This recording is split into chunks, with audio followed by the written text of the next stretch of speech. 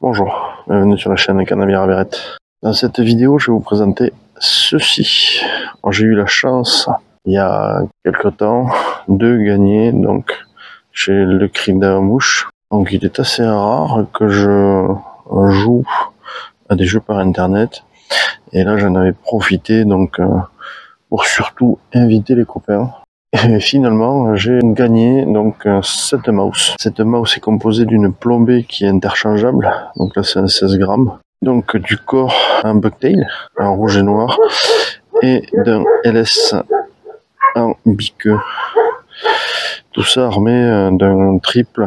Donc ce leurre fait environ 20 cm et avec la plombée de 16 grammes fait 60 grammes. Sinon à nu, il fait 35 grammes. Donc c'est un leurre qui coule relativement doucement. Je vais essayer de vous montrer mieux que ça. Si vous le voyez, hop, je vais faire une tirée ou deux. Ça coule relativement doucement.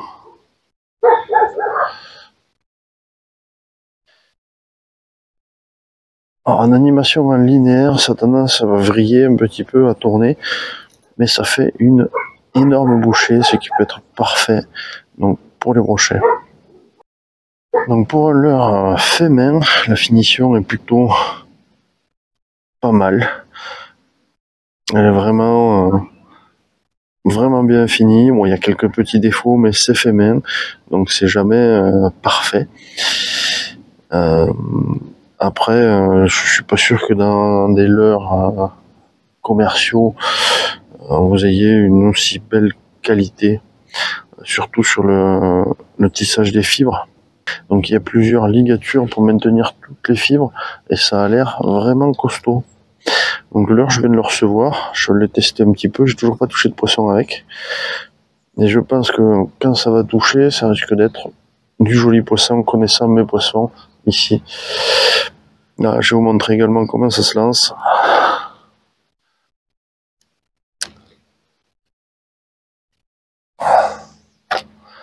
J'ai une canne qui est assez courte, qui fait que 2 mètres.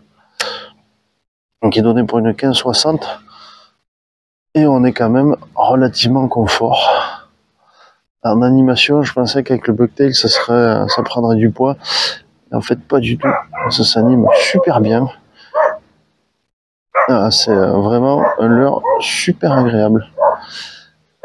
En animation, on peut le faire donc en linéaire, mais j'aime pas trop. S'il a tendance à tourner et à rester beaucoup en surface, j'aime bien faire des petites tirées comme ça.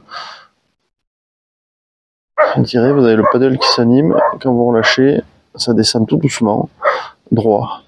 C'est vraiment pas mal. C'est un leurre qui a tendance, si vous vous ramenez trop vite, à rester assez en surface.